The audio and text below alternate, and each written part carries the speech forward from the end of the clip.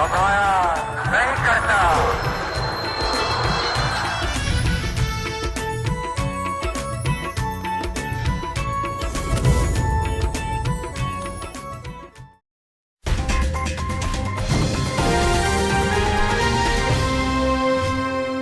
इस वक्त हम मौजूद हैं थाना वांडो का इलाका अरफान नगर में, और जहां पर चंद रोज कबल गैरत के नाम पर 2 अफराद को कत्ल कर दिया गया। और बात करते हैं इलाका के मौजूदीन आपस से कि कितने लोग हैं जिन लोगों ने वकूआ किया और कितने लोग पुलिस ने बेगुनाह गिरफ्तार किए हुए हैं। जी अच्छा, ये आपस में दसो कि पुलिस ने कितने बंदे ਜਿਹੜੇ ਨੇ बेगुनाह ਬੰਦਿਆਂ ਨੂੰ गिरफ्तार किया है, ਉਹਨਾਂ ਦੀ ਤਫਸੀਲ ਦੱਸੋ ਕਿ ਜਿਨ੍ਹਾਂ ਦਾ ਵਕੂਏ ਨਾਲ ਕੋਈ ਤਲਕ ਨਹੀਂ ਸੀ।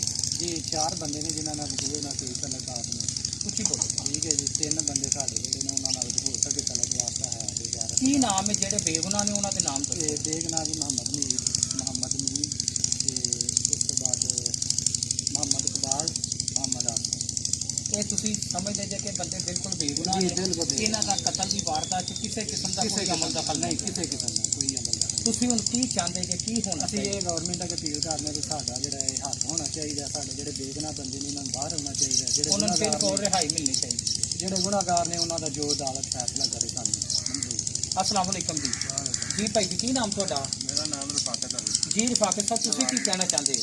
ਅਸੀਂ ਇਹ ਕਹਿਣਾ ਚਾਹੁੰਦੇ ਹਾਂ ਜਿਨ੍ਹਾਂ ਜੁਰਮ ਕੀਤਾ ਉਹਨਾਂ ਨੂੰ ਸਜ਼ਾ ਮਿਲੇ, ਜਿਹੜੇ ਬੇਗੁਨਾਹ ਹੈ ਉਹਨਾਂ ਨੂੰ ਗੌਰਮੈਂਟ ਅੱਗੇ ਅਪੀਲ ਕੀਤੀ ਜਾਂਦੀ ਕਿ ਉਹਨਾਂ ਨੂੰ ਰਿਹਾ ਕੀਤਾ ਰਿਹਾ ਕੀਤਾ ਜਾਏ। ਉਹਦੇ 'ਚ ਕਿੰਨੀ ਉਮਰ ਦੇ ਲੋਕ ਵੀ ਸ਼ਾਮਲ ਨੇ, ਕੋਈ ਬਜ਼ੁਰਗ ਵੀ ਨੇ ਜਿਹੜੇ ਪੁਲਿਸ ਨੇ ਜਿਹੜੇ ਬਜ਼ੁਰਗ ਨੇ ਉਹਨਾਂ ਨਾਲ ਜ਼ੁਲਮ ਹੀ ਕੀਤਾ ਜਾ ਰਿਹਾ ਕਿਉਂਕਿ ਉਹਨਾਂ ਦਾ ਗੁਨਾਹ ਨਹੀਂ ਹੈ ਤੇ ਬਿਲਾ ਵਜ੍ਹਾ ਹੀ ਕਿੰਨੀ ਉਮਰ ਦੇ ਬੰਦੇ ਨੇ ਜਿਹੜੇ ਅੰਦਰ ਨੇ ਬੇਗੁਨਾਹ ਬੰਦੇ? ਇੱਕ 70 ਸਾਲ ਦੇ ਨੇ, ਇੱਕ 65 ਸਾਲ ਦੀ ਉਮਰ ਹੈ, ਇੱਕ 55 ਸਾਲ ਦੀ ਉਮਰ ਹੈ ਤੇ ਇੱਕ ਉਸ ਤੋਂ ਬਾਅਦ 40 ਮਤਲਬ ਸਾਲ। ਸਾਰੇ ਬਾਰੇਸ਼ ਆਦਮੀ ਨੇ। ਹਾਂਜੀ ਬਰੇਸ਼ ਆਦਮੀ। ਤੁਸੀਂ ਇਹ ਸਮਝਦੇ ਜੇ ਕਿ ਜਿਹੜੇ ਤੁਹਾਡੇ ਬਜ਼ੁਰਗ ਬੇਗੁਨਾਹ ਨੇ, ਹਾਂਜੀ ਉਹਨਾਂ ਅੱਗੇ ਤੁਹਾਡੀ ਅਪੀਲ ਹੈ ਗਵਰਨਮੈਂਟ ਅੱਗੇ ਕਿ ਉਹਨਾਂ ਨੂੰ ਫਿਲ ਫੋਰ ਰਿਹਾ ਕੀਤਾ? ਹਾਂਜੀ ਬਿਲਕੁਲ ਅਸੀਂ ਗੌਰਮੈਂਟ ਅੱਗੇ ਅਪੀਲ ਕਰਨੇ ਆ ਸਾਡੇ ਜਿਹੜੇ ਮੌਜੂਦਾ ਬਜ਼ੁਰਗ ਨੇ ਉਹਨਾਂ ਨੂੰ ਰਿਹਾ ਕੀਤਾ ਜਾਏ, ਜਿਨ੍ਹਾਂ ਜੁਰਮ ਕੀਤਾ ਨਾ अस्सलाम वालेकुम जी। मेरे भाई की नाम की बोलो जी? अख्तर भाई ਤੁਹਾਡੇ ਵਾਲਦ ਸਾਹਿਬ ਵੀ ਅੰਦਰ ਨੇ? ਹਾਂਜੀ ਕੀ ਨਾਮ ਉਹਨਾਂ ਦਾ? ਮੁਹੰਮਦ ਅਸਦ।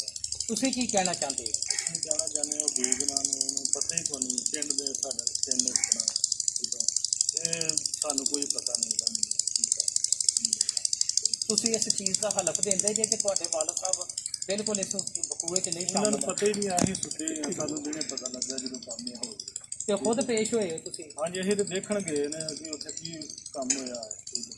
ਉਹ ਇਹ ਕੰਮ ਵੇਖਣ ਦੇ ਵਿੱਚ ਹੀ ਬਸ ਉਹਨਾਂ ਨੂੰ ਨਾਲ ਹਾਜ਼ਰ। ਹੁਣ ਤੁਸੀਂ ਕੀ ਚਾਹੁੰਦੇ ਜੇ ਕੀ ਹੋਣਾ चाहिए? ਅਸੀਂ ਇਹ ਆਨੇ ਆ ਕਿ ਉਹਨਾਂ ਨੂੰ ਰਿਹਾ ਕੀਤਾ ਜਾਏ। जी नाजरीन, आप बातें सुन रहे थे इलाका मौजूदीन की। उनका यही कहना है कि हमारी RPO गुजरांवाला वज़ीरियाला पंजाब और चीफ जस्टिस पाकिस्तान से यही अपील है कि जो थाना वांडो ने बेगुनाह लोगों को गिरफ़्तार किया उन्हें खुदारा फिल फौर उन्हें रिहा किया जाए। अगर हमारा कोई जुर्म साबित होता है तो हम हमारा चलान कर दें, नहीं तो हमें फिल फौर रिहा किया जाए, क्योंकि एक 70 साल के बुज़ुर्ग हैं, दूसरों की 65 साल उम्र है और बरेश आदमी है। कैमरामैन शावेद के साथ हामिद अली सोहल, हकायक न्यूज़ 1 गुजरांवाला।